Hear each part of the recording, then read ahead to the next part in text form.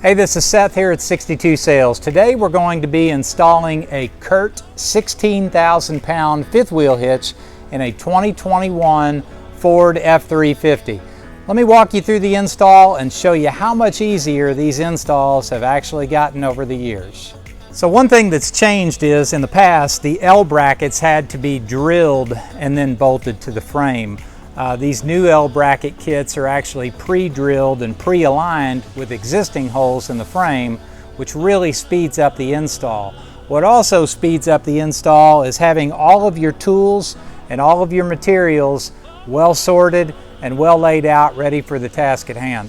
So as you can see, the hitch is now set, the rails are placed. Now what we're going to do is we're going to drill the holes on the outside of the hitch rails, and those holes are going to drop down through, or the bolts will drop down through the angle brackets here that will attach to the side of the frame, and then we'll get this thing secure and get the customer on its way.